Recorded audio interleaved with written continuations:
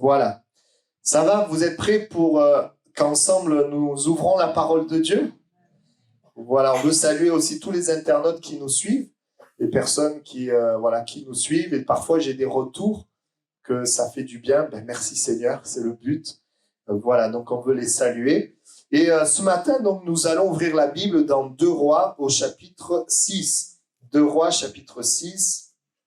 Et nous allons lire à partir du verset 1er. 2 Rois, chapitre 6, à partir du verset 1er. Les fils des prophètes dirent à Élisée, « Voici, le lieu où nous sommes assis devant toi, est trop étroit pour nous. Allons jusqu'au Jourdain, nous prendrons là chacun une poutre et nous nous y ferons un lieu d'habitation. » Élisée répondit, « Allez. » Et l'un d'eux dit, « Consens à venir avec tes serviteurs. » Il répondit, « J'irai. » Il partit donc avec eux. Arrivé au Jourdain, ils coupèrent du bois, et comme l'un d'eux abattait une poutre, le fer tomba dans l'eau. Il s'écria, « Ah, mon Seigneur, il était emprunté. » L'homme de Dieu dit, « Où est-il tombé ?» Et il lui montra la place. Alors Élisée coupa un morceau de bois, le jeta à la même place et fit surnager le fer. Puis il dit, « Enlève-le » et il avança la main et le prit. Amen. Voilà, ce texte de l'Écriture, plusieurs commentateurs s'accordent pour dire que les prophètes voulaient agrandir l'endroit où ils étaient en train d'écouter l'enseignement d'Élisée. Ils voulaient donc agrandir l'endroit, c'est ce que beaucoup disent, même s'il y a des variantes. Et il y avait, non loin de là, l'école des prophètes la plus proche était à Jéricho. Et donc on est dans ce moment où les prophètes désirent agrandir ce lieu pour écouter la parole de Dieu. Au verset 1 et verset 2, eh bien, on voit que ce sont des prophètes, donc des hommes qui parlent de la part de Dieu, personnes engagées dans le service de Dieu. Et on voit que leur démarche, c'est de laisser plus de place pour Dieu, pour la parole de Dieu. Ils demandent au prophète, ils amènent leur demande et le prophète dit « allez » et puis ils vont aller, mais en même temps, ils disent « viens avec nous ». Voilà des hommes qui ont le désir d'aller plus loin dans les choses de Dieu. Moi, je te pose la question déjà ce matin, pourquoi tu t'agites? Pourquoi tu cours? Pourquoi tu réfléchis? Où est-ce que tu mets toutes tes forces? Est-ce que tu mets tes forces à progresser spirituellement, à mieux connaître le Seigneur, à laisser plus de place à la parole de Dieu? Ou est-ce que tu t'agites et tu fais des efforts pour des choses qui sont loin de son cœur? Je te pose la question. En tout cas, quand on est enfant de Dieu et qu'on reçoit l'Esprit de Dieu, l'Esprit en nous pousse toujours plus vers Jésus, toujours plus vers le Seigneur. Et je souhaite que tu sois dans ce désir de servir l'Éternel, de connaître l'Éternel, d'avoir plus de Dieu. Et on voit aussi, vous voyez, il voulait servir, il voulait entreprendre quelque chose, mais pas sans le prophète Élisée. Et le prophète Élisée est venu avec eux, et heureusement qu'il est venu avec eux parce qu'ils vont avoir un problème. Et le prophète Élisée va être la réponse. Il peut être l'image aussi, le prophète Élisée, du Saint-Esprit avec nous. Nous voulons servir l'Éternel, nous voulons avancer avec Dieu, mais nous avons besoin du Saint-Esprit, nous avons besoin de Dieu. Si nous essayons de connaître Dieu, de servir Dieu sans Dieu, eh bien on va être bloqué à un moment donné, on ne pourra pas avancer. Mais si tu veux connaître le Seigneur tout en réalisant que tu as besoin de l'Esprit de Dieu, tu as besoin de Dieu, alors tu vas avancer. Tu vas le connaître. Amen. Premier constat, premièrement, il faut un constat. Ici, ils ont le désir d'étendre. C'est parce qu'ils ont fait un constat que c'est trop étroit. C'est parce qu'ils se sont rendus compte que, il manquait de place. Vous voyez, on ne peut pas avancer si d'abord on ne fait pas le constat qu'on en a besoin de plus de Dieu, qu'on a besoin de plus de son esprit, plus de place à la parole de Dieu, plus de lui en fait, plus de son plan, plus de Dieu. Il y a un constat à faire. Et je te pose la question ce matin, est-ce que quand tu t'arrêtes et que tu regardes ta vie spirituelle, est-ce que tu es content? Est-ce que tu es satisfait? D'un côté, c'est bien d'être reconnaissant de ce que le Seigneur fait et nous donne. Mais d'un autre côté, le Seigneur désire que nous ayons toujours plus soif. Parce que comme je le disais tout à l'heure, la plus grande mine d'or qui n'a pas été finalement découverte, c'est le tout accompli de Christ. Tellement de choses à vivre, à découvrir en lui. Ce constat de dire, mais Seigneur, c'est trop étroit dans mon cœur, dans ma vie. Ton œuvre est trop étroite dans ma famille. J'ai besoin de plus de toi, plus de ton onction, plus de miracles, plus de grâce, plus de force intérieure, plus de sagesse. J'ai besoin de plus de Christ. Est-ce que tu ressens dans ton cœur ce besoin? Je le souhaite. Tu peux faire oui ou non? Ok, je le souhaite. Des fois, vous savez, dans notre vie, ça ne va pas. Et des fois, ça ne va pas et on ne s'arrête pas, on ne fait pas le constat de pourquoi ça ne va pas. Donc, quand ça ne va pas et que tu ne fais pas le constat, ben, ça va de moins en moins bien. Parce qu'à un moment donné, quand ça ne va pas, il faut savoir s'arrêter. Il faut savoir réfléchir. Vous savez, quand une recette, elle n'est pas bonne, le gâteau n'est pas bon, soit tu refais la même et le gâteau sera encore pas bon, soit tu cherches à comprendre ce qui ne va pas dans la recette, afin de corriger. Il y a un constat à faire. Des fois, on pense que nos problèmes viennent de l'extérieur. On est simplement des victimes. Et des fois, c'est vrai que il y a des problèmes à l'extérieur, ça c'est sûr. Mais des fois, il y a des choses aussi en nous qui ont besoin de changer. Parfois, des remises en question. Et je crois de tout mon cœur que le Seigneur désire plus que vous, plus que moi, que nous le connaissions. Et souvent, on dit, on a soif d'entendre Dieu. Mais vous savez, Dieu, il a soif de nous parler. Il a soif de se révéler. Il a soif d'une intimité. La Bible parle d'une possibilité d'être même ami de Dieu. Que ce soit notre désir. Il y a un constat, c'est trop étroit. Est-ce que tu fais ce constat de ton besoin? Est-ce que tu fais ce constat de ton besoin spirituel?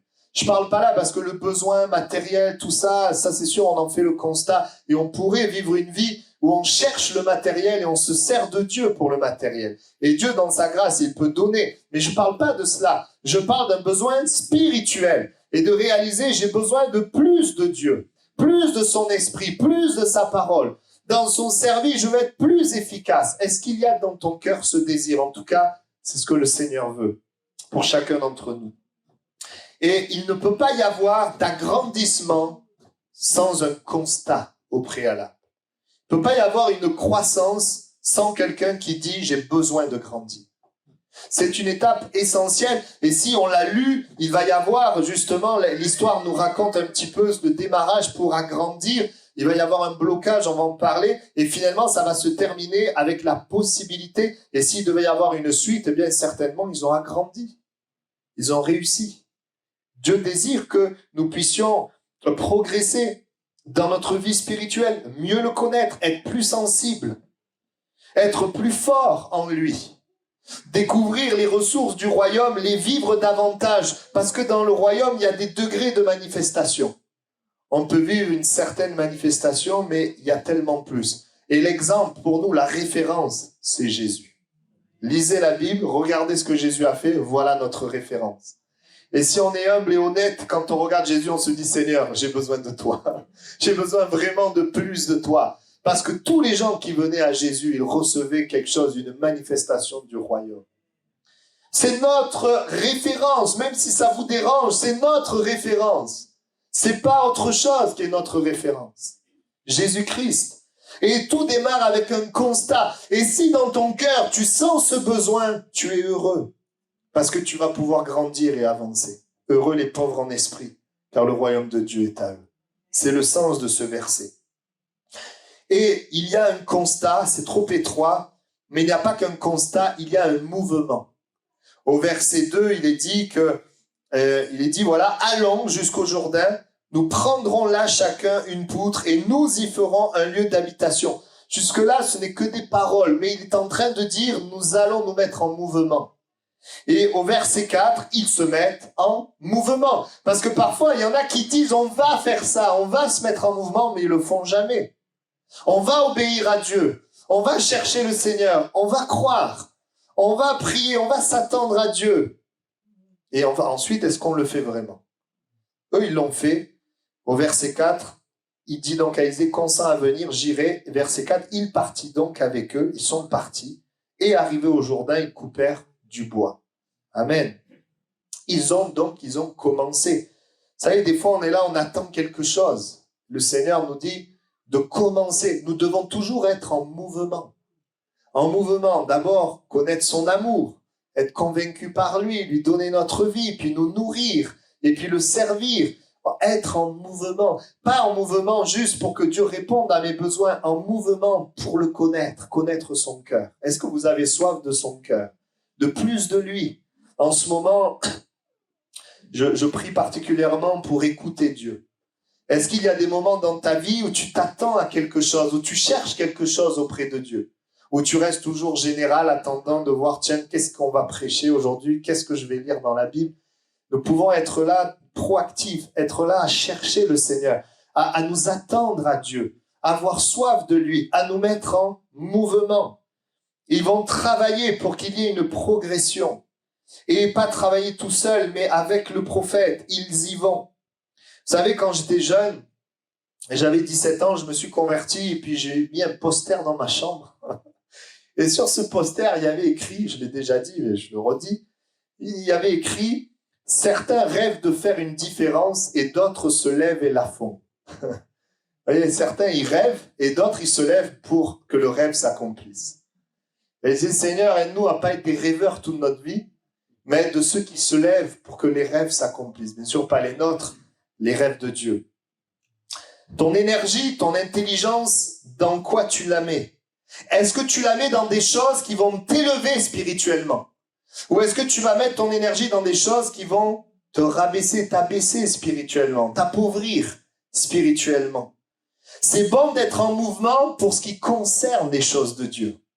C'est bon d'être en mouvement pour les choses de Dieu. Je pense à une sœur qui est là au milieu de nous et qui me disait, voilà, je passe l'après-midi, alors elle est à la retraite, je veux passer l'après-midi à méditer la parole de Dieu. Amen. À méditer la parole. Elle veut pas juste, remplir sa tête de je ne sais pas quoi, non. Elle veut remplir son cœur de la parole de Dieu. C'est pas quelque chose, elle a décidé. Elle est en mouvement. Et en étant en mouvement, Dieu se sert de nous. Dieu se sert de nous. Amen. Et Dieu se sert d'elle pour bénir ceux qui sont autour d'elle. Le Seigneur est bon. Que nous soyons en mouvement pour les choses de Dieu. Pour laisser de la place à la parole de Dieu. Parce que la parole, on l'entend. On a beaucoup. Mais ce qui compte, c'est pas tout ce que tu entends, c'est tout ce qui reste. C'est ça qui compte. Qu'est-ce qui reste dans mon cœur? Qu'est-ce que je crois? Après un culte, après avoir lu ma Bible, qu'est-ce qui reste? C'est pour ça que depuis quelques années, avant je lisais un chapitre par jour. Depuis quelques années, je lis jusqu'à ce qu'il reste quelque chose. Donc des fois, je lis un verset, des fois, je lis un chapitre, des fois, je lis 3 chapitres. Mais je lis jusqu'à ce qu'il reste quelque chose. Et quand j'ai fini de lire, je prie ce que j'ai lu. Alors, j'y arrive pas tout le temps. Des fois, vous savez, ça nous demande disposition de cœur. Mais le Seigneur désire que nous soyons en mouvement. Amen. Pour les choses de Dieu, pour ce qui est éternel, pour ce qui produit la vie et pour ce qui réjouit le cœur de Dieu. C'est bon et c'est normal de demander à Dieu de l'aide, de s'appuyer sur lui pour nos problèmes, pour nos combats. Et c'est bien. Et Dieu nous invite à le faire dans sa parole. Mais c'est bon aussi de nous intéresser à sa volonté, à son cœur, à son désir. C'est bon pour nous.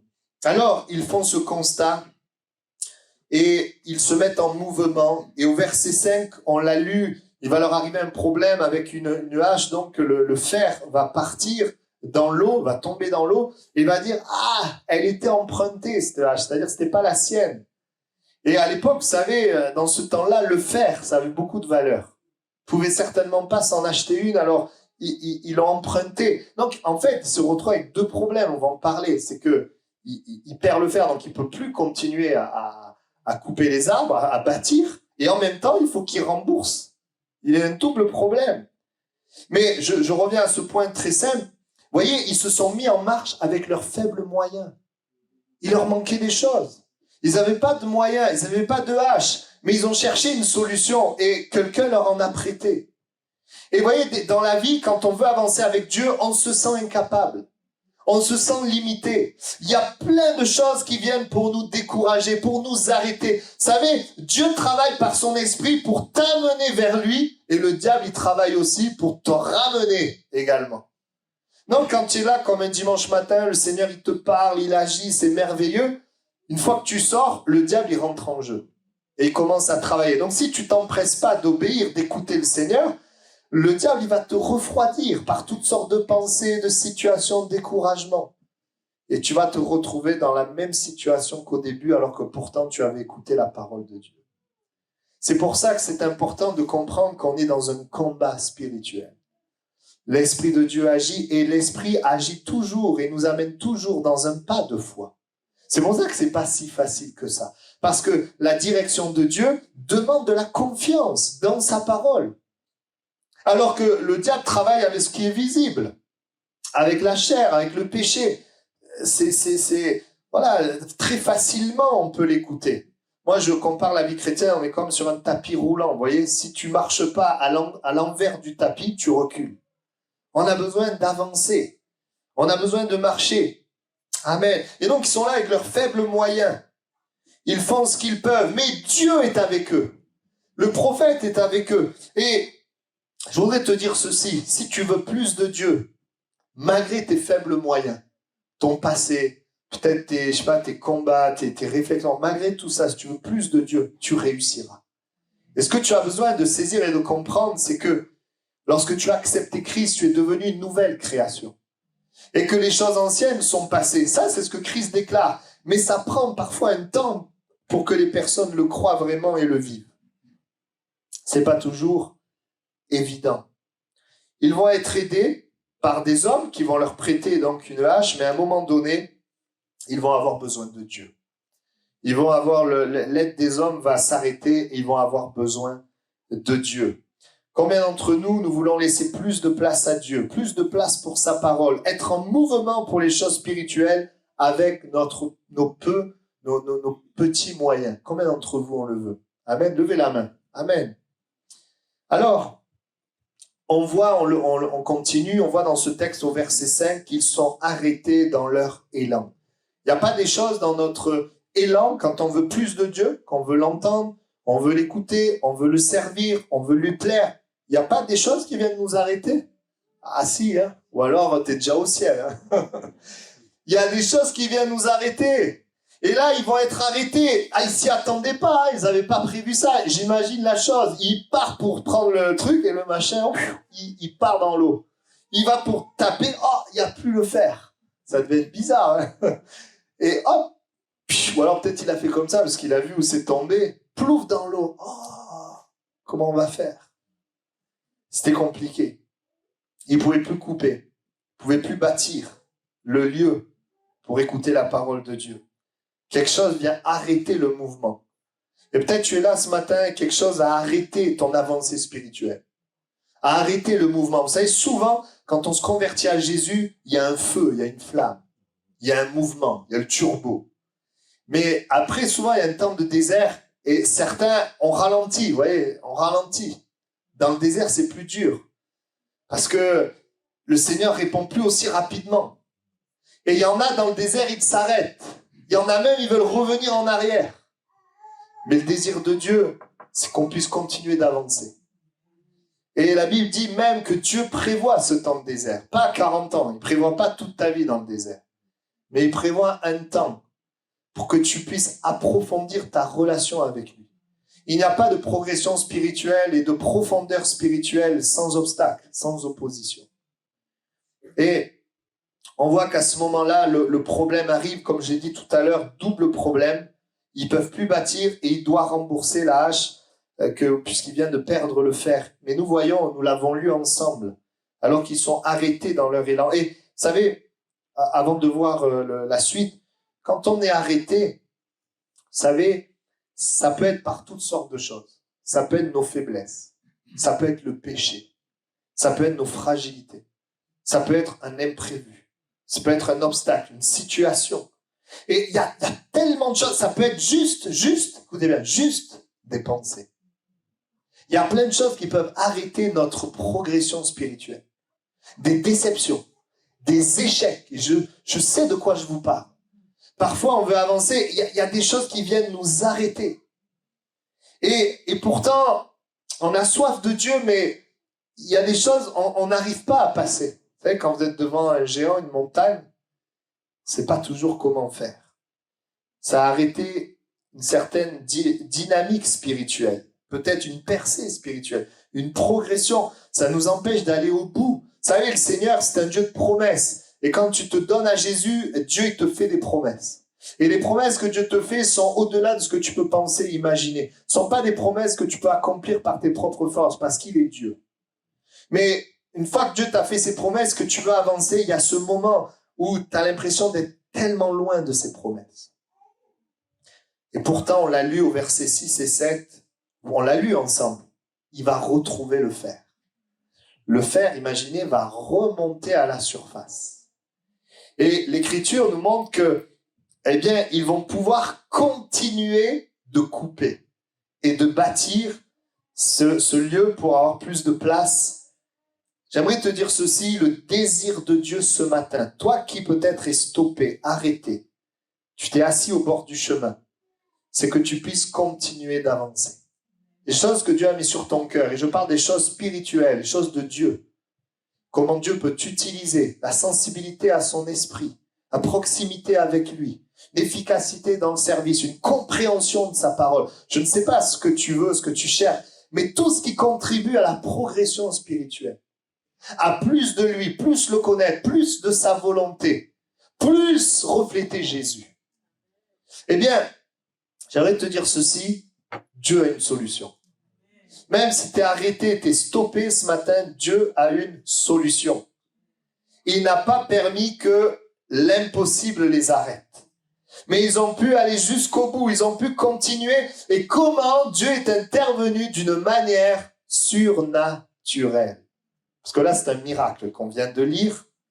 Parce que si vous connaissez les lois naturelles, le fer, ça ne flotte pas. Je crois qu'on le sait tous. Hein. Le fer, ça coule. Et que le fer remonte à la surface, ça vient défier les lois de la nature. Mais Jésus est le seul qui est capable de défier les lois de la nature.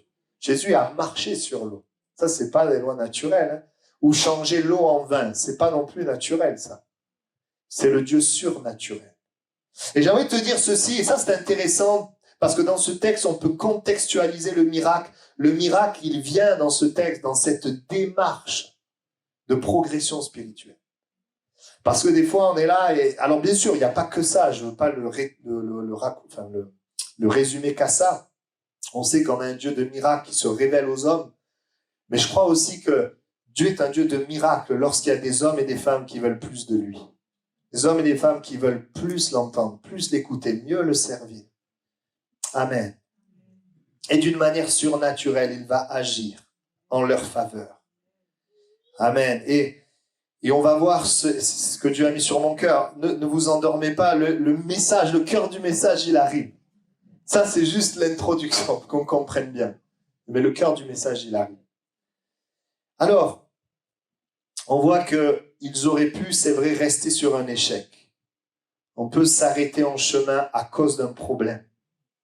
Et combien, en tant que serviteur de Dieu, on voit des gens commencer la course et s'arrêter. Et nous, ça nous fait mal. On va commencer et s'arrêter. Je prie que puissions tous continuer la course. Parce que ce qui compte, c'est pas le démarrage d'une chose, mais c'est sa fin. Et merci Seigneur, parce qu'aujourd'hui, tu es là. Aujourd'hui, tu es là. Et je prie que demain, tu sois encore là. Amen. Il y a des moments dans la vie, si vous regardez le livre de Néhémie, Esdras, vous verrez qu'ils ont vécu une chose pareille. Ils ont commencé à construire, à reconstruire la ville, et ça s'est arrêté. Et quand ça s'est arrêté pendant plusieurs temps. On ne pouvait rien faire. Mais quand on est dans l'œuvre de Dieu, quand on est dans la volonté de Dieu, à un moment donné, ça reprend. À un moment donné, Dieu intervient. Il est le Dieu qui intervient et il ne faut pas nous décourager ou laisser toutes sortes de pensées s'installer en nous. Vous savez, il peut y avoir toujours dans les églises des gens déçus de certaines choses. Mais cette déception même, il faut l'amener à Dieu. Dieu peut te donner la paix en échange. Et on voit que les choses ont été stoppées, ils n'ont pas pu finir, mais le Seigneur est intervenu. Encore une fois, de manière miraculeuse. Et la construction a continué. Amen. On savait très bien qu'une fois qu'ils n'avaient pu le faire, ils n'allaient pas continuer de couper le bois avec une hache sans le faire. Hein. Pas avec les mains. Hein. Ça, c'est que à la télé, sur Internet. Mais en réalité, ils ne pouvaient plus. Ils ne pouvaient plus avancer. C'était coupé. Mais le Seigneur est intervenu. Il a dû réfléchir, mais qu'est-ce que je vais lui dire? Si encore il avait perdu le fer, il était tombé par terre, il aurait pu le ramasser, le remettre. Mais là, il perd le fer dans l'eau. Et des fois, il y a des choses, des petites choses, on peut continuer. Mais des fois, il y a des choses, on n'arrive plus à continuer. On ne peut plus continuer. Parfois, vous savez, on prie pour quelqu'un, on croit, puis il y a des choses qui se passent et on n'arrive plus. Je ne sais pas si ça vous est déjà arrivé, moi ça m'est déjà arrivé, même dans ma vie de prière, d'être tellement assailli de pensées, de même pas arriver à prier. C'est difficile. Et Dieu a toujours une solution et un miracle. Amen. Et bien sûr, et nous allons maintenant, alors, c'est maintenant le cœur du message, et ce que Dieu a mis sur mon cœur ce matin pour nous. Il y a 2 choses importantes pour pouvoir repartir. Il y a 2 choses importantes pour que nous puissions avancer, pour que nous puissions le connaître, progresser et vivre ce que le Seigneur a prévu. Et ce sont 2 directions, et nous allons les voir ensemble. Verset 6, il dit, donc une fois que le problème est là, l'homme de Dieu dit, où est-il tombé? Et il lui montra la place. Première étape. Ça paraît étrange, mais il lui demande de montrer l'endroit où le fer est tombé. Il lui demande, autrement dit, de revenir à l'endroit du problème. Il l'amène à revenir. Il fallait que, je ne sais pas pourquoi, on pourrait se poser la question, mais il dit, où est-ce qu'il est tombé là dans l'eau? Il a dû revenir et dire, il est tombé à peu près là. Et vous voyez, dans nos vies, parfois, quand il y a des arrêts spirituels, il y a des choses qui s'arrêtent, on ne progresse plus, Dieu veut nous ramener à l'endroit où on est tombé. Dieu veut nous ramener à l'endroit où quelque chose s'est passé, où quelque chose s'est bloqué. Il veut nous ramener à cet endroit, à ce moment où les doutes ont commencé à venir. Il veut nous ramener à ce moment où nous avons décidé de ne pas pardonner. Il nous ramène à l'endroit de la fragilité, à l'endroit du problème. En fait, qu'est-ce qu'il fait? Il ouvre nos yeux, il nous éclaire. Et il nous montre, là, tu as un problème. Vous savez, nous, souvent, quand on a un problème, on veut vite le cacher, passer à autre chose. Mais Dieu te ramène face au problème. Et il y a des moments, si tu veux vraiment la victoire, si tu veux vraiment progresser, il y a des moments où tu dois faire face à certaines choses. Moi, vous voyez, j'étais professeur. Si je veux qu'un enfant écrive un texte, s'il n'a pas compris la conjugaison, je ne vais rien comprendre à son texte. Donc, je vais devoir le ramener à la conjugaison. Même si ça lui plaît pas, je mange, tu manges, il mange, etc. On doit revenir. Et tant qu'il comprend pas ça, il pourra pas écrire le texte. Dieu a un plan, Dieu a une progression, Dieu a une intimité avec toi, mais il veut te ramener là où tu n'as pas compris, pas appris, pas obéi, pas saisi. Il nous ramène. Regarde, où est-ce qu'il est tombé? Je veux voir où est-ce qu'il est tombé. Mais en fait, c'est pour lui-même. Où est-ce qu'il est tombé? Il fallait localiser l'endroit du problème, là où le fer avait coulé. Qu'il revienne là où il y avait le problème. Vous savez, des fois, on a des gens, quand ils ont un problème dans l'église, ils quittent l'église. Ils vont dans une autre. Mais c'est pas ce que Dieu veut. Hein. Tu sais, quand il va quitter l'église, il va retrouver son problème. Mais d'une autre manière, et entre-temps, il va perdre beaucoup de temps. Quand tu as un problème dans l'église, il faut régler le problème. Quand tu as un problème avec quelqu'un, vous savez, il y a 2 solutions. J'ai un problème avec quelqu'un, je coupe et je vais voir d'autres personnes. C'est ce qui s'appelle fuir. Ou alors, qu'est-ce que le Seigneur me demande avec le frère? Je fais ça, je vais avec une autre personne et je loue Dieu, je sers Dieu. Et c'est bizarre, mais je progresse pas spirituellement. C'est normal, Dieu te ramène là où il y a le problème. Il te dit, ce problème, il faut le régler. Ça, c'est le ministère du Saint-Esprit avec la parole. Il sait nous montrer, nous rappeler. Je pense à une sœur qui est là au milieu de nous. Lorsqu'elle avait péché, le Saint-Esprit lui a rappelé, il faut que tu répares ce que tu as fait. Amen. Mais quand elle l'a fait, la paix de Dieu est venue. Elle a pu avancer. Il y a des moments dans nos vies, Il veut nous ramener. Ça ne nous fait peut-être pas plaisir. Peut-être il t'appelle un pas de foi. Tu veux pas faire le pas de foi. Et tu veux continuer d'écouter la parole de Dieu et les autres choses que Dieu a à te dire. Mais Dieu te ramènera face à ça. Parce que c'est ce pas de foi qui va te permettre d'avancer spirituellement. Amen. Pourquoi? Parce que l'endroit où il est tombé, c'était là où il y avait la gravité. Si on était sur la terre, c'est pas grave, on ramasse, on remet. Mais l'endroit là où il était tombé, c'est là où la chose est devenue grave, parce que c'est là où on a perdu le fer. Et Dieu nous ramène dans des choses qui peut-être nous paraissent pas importantes, mais qui pour lui sont importantes. Il nous ramène parfois dans des attitudes, dans des choses que, voilà, nous n'avons pas obéi. Parfois, on ne le fait pas exprès. Vous savez, des fois, on est là et on va dans une mauvaise direction, mais parce qu'il voit que tu veux progresser, il voit que tu veux le connaître, il voit que tu veux plus de lui, alors il ouvre tes yeux. Il ouvre tes yeux pour que tu vois. Il ramène à l'endroit où le fer est tombé. Ça peut être le péché, ça peut être une fragilité, un problème. Là où les choses ont commencé à devenir graves. On voit la cause du problème, on ne voit pas la gravité. Le Seigneur veut nous éclairer. Il veut t'éclairer. Amen. Ça, c'est la première étape. Des fois, on pense que tout se règle avec Dieu sans qu'on ait à se remettre en question. Mais bien souvent, le Seigneur veut nous amener à une remise en question pour que sa parole prenne place en nous, à la place de nos attitudes, de nos pensées. Face à ton péché, face à ta fragilité, face à ton besoin. Nous, souvent, on essaie d'agir sur les conséquences des actes, mais Dieu nous ramène à la cause. Et c'est important. Amen. Parfois, on est là, on a un problème de communion avec Dieu. Alors, on essaie toutes sortes de choses, et Dieu nous ramène à la source. Il nous dit, voilà, à partir de ce moment-là, dans cette situation, tu as commencé à douter. Voilà ce qui s'est passé. Là, tu as douté. Depuis ce temps jusqu'à maintenant, ta communion ne décolle pas. Parce qu'il faut que je te ramène là où tout a commencé. Et des fois, on est là, je ne sais pas si ça vous est arrivé, moi ça m'est arrivé plusieurs fois. Tu as un problème et tu ne sais pas ce que c'est. Tu sais que ça ne va pas, mais tu ne sais pas pourquoi ça ne va pas. Ça, c'est le Seigneur qui, quand il y a quelqu'un qui veut plus de Dieu, qui crie vers Dieu, qui demande à Dieu, je te garantis qu'il te ramène à l'endroit où le fer est tombé. Il va éclairer, il va te montrer. Là où il y a la colère, il va t'amener à l'endroit où la colère a commencé. Et peut-être que cette colère, elle est venue d'un moment où tu as commencé à avoir peur. Et la peur a amené la colère. Ou encore, la colère est là à un moment donné où une situation s'est déclenchée. Cette situation t'a amené dans la colère et tu n'es pas sorti de la colère. Parfois, des blessures, elles sont là dans notre cœur. Et Dieu te ramène à l'endroit où la blessure a commencé, quand tu as commencé à faire confiance en l'homme plutôt que confiance en Dieu. Et c'est pas parce que tu es blessé, tu dis juste Seigneur guéris-moi que tu es guéri, mais à un moment donné, le Seigneur veut t'éclairer, te dire le problème, c'est que tu t'es confié dans l'homme.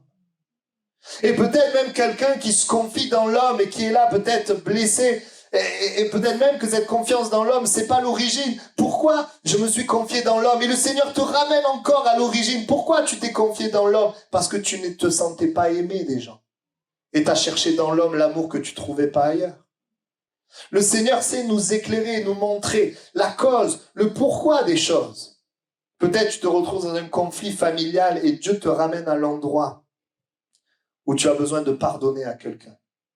Peut-être le Seigneur, tu vois les conflits familiaux, tu pries Seigneur, bénis ma famille, mais peut-être Dieu veut t'amener à l'endroit, la cause de ces problèmes familiaux, ton orgueil. Peut-être que tu as besoin de laisser ton orgueil. Vous voyez, souvent, vous savez, on prie, on doit s'attendre à des réponses. Le Seigneur, il répond toujours, mais pas toujours ce qu'on pense. Et c'est important, Dieu peut dire oui, non, attends, ou voilà le problème. Et si le Seigneur nous éclaire, c'est toujours pour la vie. N'oubliez jamais ça. Il veut toujours te donner la vie. Et parfois, il veut nous ramener. Vous savez, le Seigneur, il veut... Des fois, nous, les pasteurs, on est toujours face à des problèmes. Et nous, notre rôle, vous savez ce que c'est? C'est d'amener les gens vers Jésus. Parce que Jésus est la solution. Des fois, on est là, on a des problèmes, on pourrait dire, peut-être fais ça, fais ça, fais ça. Mais tant qu'il n'y a pas Jésus, la résolution, elle sera juste... sera quelque chose de fragile, d'éphémère. Des fois, les gens ne comprennent pas qu'en ayant Jésus, ça va régler les problèmes. Ça va amener, pourquoi? Parce que quand tu as Jésus, Jésus te change ta mentalité, il change ton cœur. Et quand ta mentalité, ton cœur, il change, il y a plein de problèmes qui disparaissent. Et peut-être ce matin, tu luttes, tu es là. Et la première chose que le Seigneur veut, c'est t'amener, réaliser que tu es pécheur et que tu as besoin de Jésus. Tu as besoin de lui. Amen. Vous voyez, Saül, il aurait pu s'en sortir s'il avait laissé Dieu le ramener à la cause de ses problèmes. Saül, il a fait beaucoup de mal à David. Mais vous savez, la cause du problème de Saül, c'était la jalousie envers David. Et si Saül avait été mis face à cette jalousie, je crois que Dieu a voulu le mettre face à cette jalousie, s'il l'avait accepté, il aurait pu être guéri et il aurait pu ne pas être le roi qu'il a été. Il a perdu le ministère, il a combattu Dieu plutôt que de le servir. Tout ça, pourquoi? Parce qu'il n'a pas voulu que Dieu le ramène à la racine du problème. La jalousie. Samson, c'est pareil. Et Dieu avait prévu de l'utiliser, mais il avait besoin lui aussi de venir à la racine du problème, le désir de plaire aux femmes. Il avait besoin de laisser ça à Dieu. Le Seigneur est un Dieu qui est clair. Le Seigneur est patient, il a été patient avec Samson. Et s'il lui arrivait les yeux crevés, tout ça, c'est pas que Dieu le voulait, c'est parce que il a pas laissé Dieu le ramener là où la hache est tombée. Vous savez, des fois, ce qui va nous ramener vers Dieu, c'est la souffrance. Mais le Seigneur, il veut pas que ça soit la souffrance. Il veut que ça soit sa parole qui nous ramène. Amen. Vous savez qu'il y avait un jeune homme, il voulait plus de Dieu. Il voulait avoir l'assurance de la vie éternelle. Alors il est venu vers Jésus. Qu'est-ce que je dois faire? Et Jésus va l'amener là où la hache est tombée. Il a dit, va, vends ce que tu as, donne-le aux pauvres et tu auras un trésor dans le ciel. Viens et suis-moi. Autrement dit, Jésus va l'amener à la racine du problème, l'amour de l'argent. Pas l'argent le problème, hein. C'est l'amour de l'argent. Il y avait un grand appel pour lui, il y avait une réponse de Dieu. La réponse de Jésus, c'était une réponse pour dire, oui, je t'appelle à me suivre, oui, il y a plus de Dieu, tu vas pouvoir connaître plus Dieu, mais il faut d'abord revenir là où le fer est tombé. Il faut que tu laisses ça. Tu ne pourras pas jouer sur les deux tableaux. Sa parole et son esprit nous amènent face au problème. C'est une étape indispensable si nous voulons avancer. Mais ce n'est pas suffisant. C'est la première étape. C'est vrai, vous savez, il y avait une solution humaine, c'était d'essayer de cotiser ensemble, de racheter une hache. Peut-être qu'il y avait une solution humaine, mais ce n'était pas la solution de Dieu. Dieu voulait régler le problème de la première hache qui est tombée. Toi, tu as des problèmes et tu veux essayer de faire autre chose, mais Dieu te ramène là. Et ce matin, Dieu a mis ça sur mon cœur pour quelqu'un, parce que tu es là, tu n'avances pas parce que tu veux pas que Dieu te ramène là. Mais laisse-le te ramener là. Et écoute le deuxième point, et tu vas décoller. Amen. L'homme veut souvent fuir, oublier, mais pour un progrès spirituel, Dieu le ramène face à ses problèmes. Si j'ai un problème d'église, je change d'église. J'ai un problème de femme, d'homme, je change de femme, je change d'homme. Problème de travail, je change de travail. C'est pas ce que Dieu veut. Tu as un problème d'église, problème d'homme, de femme, tu as un problème de travail. Dieu veut t'amener à la racine du problème. Et on va voir le deuxième point parce que c'est le traitement. Vous savez, comment on guérit d'une maladie? Première étape, on reconnaît qu'on est malade. On va trouver la cause. Le médecin, il ausculte. Parce que si tu as un problème à la gorge, c'est pas la peine qu'il donne un truc pour ton genou. Donc, il va ausculter pour voir. Il va localiser le problème. On doit localiser le problème. Mais est-ce que ça nous guérit de localiser le problème? Non. Localiser le problème, c'est la première étape. Une fois que j'ai localisé, je donne un traitement. C'est la deuxième étape. Le prophète, qu'est-ce qu'il dit? Eh bien, l'Écriture nous dit que le prophète va l'inviter à prendre un bois ou il va le faire lui-même, je ne sais plus, on va le lire ensemble. Voilà, c'est Élisée. Il coupe un morceau de bois et va le jeter à la même place. Amen. On voit, il va prendre un bois et il va le jeter où? Il va le jeter là où le fer est tombé. De quoi ça nous parle? Le bois, ça nous parle de la croix. Ça nous parle de Jésus. De Jésus-Christ, de son œuvre.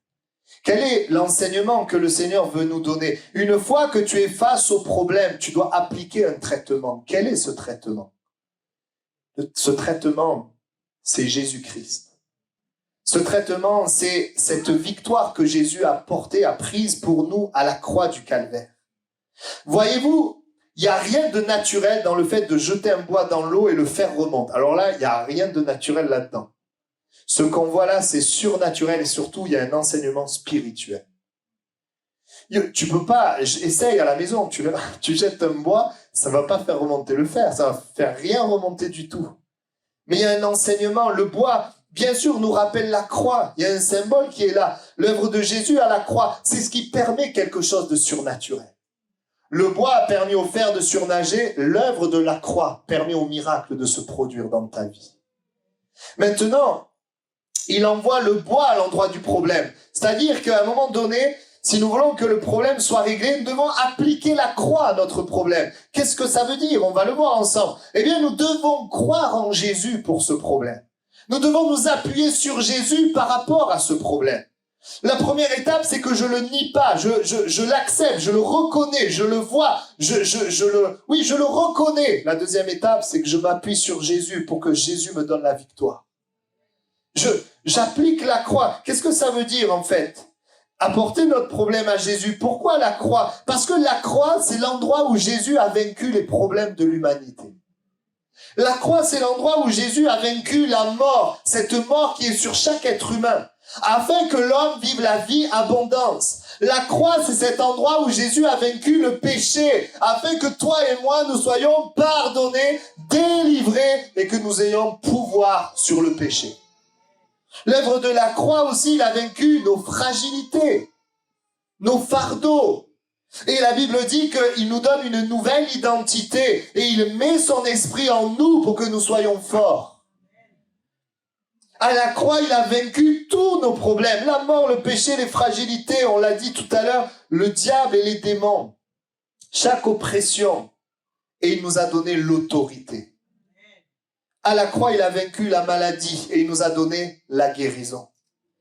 À la croix, la Bible dit, c'est appauvri afin que nous soyons enrichis. Il a vaincu le manque afin qu'il nous soit pourvu. À la croix, eh bien, il a été séparé de Dieu afin que moi je vive avec la présence de Dieu qui m'accompagne et dans la vie éternelle. Et donc, ce bois nous parle de la grande victoire de Christ sur tous nos opposants, tous nos ennemis. Mais ce qui est important, c'est pas que le bois, c'est celui qui est mort sur la croix. Aujourd'hui, Jésus est vivant, ressuscité. Il intercède pour nous. Et si nous croyons en lui, si nous plaçons notre confiance en lui par rapport au problème où Dieu a voulu nous ramener, eh bien, je vous dis que le miracle se produit, que quelque chose change. Vous savez, beaucoup de miracles ne se passent pas. On parle de Jésus, tout ça, mais parce qu'on ne se laisse pas ramener face au problème. Et puis, il y a des moments où on est face au problème, on ne croit pas en Jésus. Donc, face au problème, si tu ne crois pas en Jésus, le problème, il demeure, il reste. Je n'ai pas été trop long ce matin. Mais ce matin, le Seigneur voudrait intervenir dans ta vie, que tu appliques la croix. Je vais le dire d'une manière très simple. Crois en Jésus qu'il a déjà vaincu ton problème à la croix. Voilà ce que tu dois retenir ce matin. Crois en Jésus qu'il a déjà vaincu ce problème. Tu as accepté de le mettre en face de toi à la croix du calvaire. Et toutes les pensées qui te disent « ça va mal se passer, comment je vais faire ?» Toutes ces pensées, tu les enlèves, tu les quittes et à la place, tu crois que le Seigneur est vainqueur sur ta vie. Nous sommes plus que vainqueurs par celui qui nous a aimés. Si souvent nous cherchons des solutions dehors de Jésus, mais Jésus a tout accompli. Laisse le Saint-Esprit te ramener face au problème. C'est vrai, je ne l'ai pas dit, mais je voudrais quand même le signaler ce matin. Une des manières où Dieu va nous mettre le problème face aux yeux, c'est qu'il a donné la loi. La Bible dit que Dieu a donné la loi parce que par la loi, nous connaissons le péché. Et par sa parole, par la loi qu'il nous donne, eh bien, Dieu, par la loi ne nous traite pas le péché, ne nous libère pas du péché, mais la loi nous met face à notre péché. Quand tu lis la parole et que tu vois les standards de Dieu, eh bien, c'est de cette manière que Dieu te met devant ton péché, devant ton problème. Et ensuite, c'est Jésus qui te donne la puissance et le pouvoir. Et ça, je voulais le dire parce que c'est important. Peut-être que tu lis la parole et la loi, finalement, te fait prendre conscience de ton péché, te met face au péché, te met à l'endroit où le fer est tombé. Il faut l'accepter. Il faut l'accepter. Si tu ne l'acceptes pas, je te le dis, il n'y aura pas de progrès spirituel. Il y aura un leurre. Il y aura peut-être, tu essaieras de te convaincre toi-même que tu aimes Dieu, tu connais Dieu, tu sers Dieu. Mais quand tu seras allé dans le ciel, non, ça sera bloqué là. On ne veut pas rester bloqué des années. On veut honorer Dieu. La vie est trop courte pour qu'on perde du temps. Il faut que sur cette vie sur terre, on honore Dieu, on glorifie Dieu, on élève Dieu. Dieu me dit de pardonner. Si tu pardonnes pas, le Saint-Esprit va te travailler. Crois-moi, il va te travailler. Mais vous savez, on peut obéir, on peut s'endurcir. Et quand on s'endurcit, la voix de l'Esprit, elle diminue. Que le Seigneur nous aide à ne pas nous endurcir. Seigneur, tu me mets face, l'endroit où le fer est tombé. Je vais m'appuyer sur Jésus. À la croix, tu es mort pour me donner la victoire. Tu es opprimé, tu es malade, tu as des problèmes. Eh bien, crois en Jésus simplement. On va incliner nos têtes ensemble, on va prier. Ce matin, laisse le Saint-Esprit te ramener face à ton problème.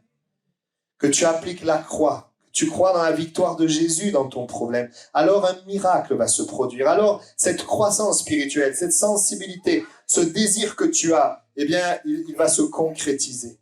Cette force spirituelle va s'activer. Si ce matin, tu souhaites avancer avec Dieu, tu souhaites aller de l'avant dans ta vie avec Dieu, le voir agir dans les domaines de ta vie, et que tu es arrêté avec un double problème, Dieu a un miracle pour toi, pour que tu vives ce qu'il a prévu. Et le cœur du message, et ce que Dieu a mis sur mon cœur ce matin, c'est que tu dois revenir là où le fer de la hache est tombé. Ça fait longtemps que l'Esprit de Dieu tente de t'y ramener. Et en même temps, tu te rends compte que dans tout ce temps où Dieu a essayé, tu vois que tu n'as pas progressé spirituellement. Et ce matin, tu dis, Seigneur, premièrement, je reconnais. Seigneur, je montre l'endroit. Je dis, oui, Seigneur, c'est là que ça ne va pas. Je le reconnais et j'applique le traitement. Seigneur, je crois qu'à la croix du calvaire, eh bien, tu as vaincu ce problème. Moi, je ne peux pas. Non, il ne pouvait pas aller chercher le fer. Il ne voyait pas où était le fer. Mais c'est pas ce que Dieu nous demande. Il demandait juste de croire. Si ce matin tu crois, alors tu verras la gloire de Dieu. Dis simplement, je crois en Jésus pour ce problème. Je lui apporte. Et le Seigneur te donne la victoire. S'il y a des personnes, tu sens que le Seigneur te parle, tu es concerné, je t'invite simplement à te lever là où tu es comme un acte de foi. Tu peux te lever et te mettre debout à ta place. J'aimerais vraiment prier pour toi. Si tu acceptes et tu dis, Seigneur, j'accepte de voir. J'accepte de voir et je désire maintenant, face à ce que je vois. Vous savez, c'est pas toujours facile de voir. Face à ce que je vois, je veux amener un traitement. Seigneur, je me confie en toi. Tu me donnes le pouvoir d'obéir. Tu me donnes le pouvoir de te faire confiance. Tu me donnes le pouvoir de pardonner. Tu me donnes le pouvoir et tu viens maintenant enlever ces doutes. Tu viens maintenant me guérir de la blessure du passé qui vient bloquer. Tu viens maintenant, Seigneur. Est-ce qu'on peut avoir ce temps d'abandon? Seigneur, nous sommes là devant toi. Nous avons apporté ta parole. Nous croyons qu'il y a cette pensée de l'Esprit ce matin où tu nous ramènes face à notre problème, face à ce qui nous empêche de te connaître, d'avancer, Seigneur. Où dans ce problème, il y a comme un acte de foi que tu attends. Un pas de foi. Seigneur, d'humilité aussi. Tu nous demandes de le voir, d'accepter les choses qui peut-être ne nous font pas plaisir. Seigneur, nous voulons être vrais devant toi. Sincères, sans cire, Seigneur. Réellement vrais devant toi. Je prie maintenant pour tous mes bien-aimés qui sont debout. Afin que tu leur donnes par ton esprit de localiser le problème. Et maintenant, ensemble, nous proclamons la victoire de Jésus-Christ face à ces problèmes. Nous déclarons, Seigneur, qu'à la croix du calvaire, tu as vaincu tous nos ennemis sous toutes ses formes. Nous déclarons la victoire et nous proclamons qu'un miracle vient. Merci Seigneur. Restez debout quelques instants. Je vais vous demander quelque chose. Vous qui êtes debout, commencez à parler à Dieu. Et commencez à dire, Jésus, voilà, vous avez cité votre problème à voix basse. Vous allez le citer et vous allez dire, Seigneur, je le reconnais. Je reconnais cela. Je reconnais que ça fait longtemps que tu mets le doigt dessus, même si j'ai essayé d'esquiver. J'essaie d'avancer sans ça. Mais je le reconnais. Et ce matin, Seigneur, voilà mon problème. Je crois que Jésus a remporté la victoire sur ce problème. Et je vais agir dans la foi. Commence à le dire simplement au Seigneur maintenant. Amen. Amen. Tel Mathias, tu peux venir jouer quelque chose au piano pendant qu'il y a ce temps de prière. Alléluia. Amen. Alléluia. Oui. Oh, je déclare ta vie. Je déclare ta vie, Seigneur. Je déclare ta vie. Je déclare qu'ils reçoivent ta parole. Ils reçoivent la croix dans leurs problèmes. Le bois est lancé à l'endroit. Ils reçoivent cette vérité que Jésus a vaincu leurs problèmes. Laisse vraiment, il y a besoin que cette parole, elle s'imprime en toi. Ce n'est pas qu'un moment de prière, mais le Seigneur veut vraiment déposer la foi que Christ est plus grand que ce problème. Que Christ est vainqueur sur ce problème. Commence à penser différemment, à parler différemment. Parle avec la conviction que tu as appliqué Jésus à ce problème, la croix à ce problème. Que Jésus a pris en main ce problème. C'est Jésus qui a dit, venez à moi, vous tous qui êtes fatigués et chargés, je vous donnerai du repos. Amen. Déclare ta victoire. Je déclare le miracle, Seigneur. L'action de Dieu. Amen. Amen. Vous pouvez vous asseoir. Amen. Vous pouvez vous asseoir. Merci. Amen. Voilà, la parole de Dieu est vivante. Notre Dieu est vivant. Que nous puissions passer une semaine dans la foi. Il y a des choses, vous savez, Dieu les fait instantanément, puis il y a des choses, ça prend du temps. Mais nous, ce qu'on doit comprendre, ce n'est pas notre rôle de savoir si quelque chose est instantané ou progressif, mais nous, ce qu'on doit savoir, c'est que je dois rester dans la foi. Je dois croire aujourd'hui et continuer de croire demain. Et quand je suis fatigué dans ma foi, le Seigneur, il sait m'encourager. Il sait me ramener dans la confiance. Amen. Et une fois que j'ai vu la gloire de Dieu, je rends témoignage. Parce que si je ne rends jamais témoignage, il va manquer quelque chose. Une fois que tu vois le Seigneur agir, il y a cette démarche, je crois. Une fois que tu le vois agir, rends témoignage pour rendre gloire à Dieu. Et deuxièmement, et ça on ne le dit pas tout le temps, je le répète, je l'ai déjà dit. Et deuxièmement, écoutez bien, pour permettre à quelqu'un de le vivre. Quand tu témoignes, tu permets à quelqu'un de vivre ce que tu as dit. Moi, un jour, j'ai parlé de ma guérison de la scoliose. J'ai quelqu'un qui est venu me parler de sa scoliose. On a prié ensemble. Vous comprenez? Et le Seigneur agit. Donc, n'oublie pas, tu rends gloire à Dieu. Tu permets à quelqu'un de le vivre. Amen. Je vous souhaite à tous une bonne semaine dans le Seigneur. Que le Seigneur vous bénisse.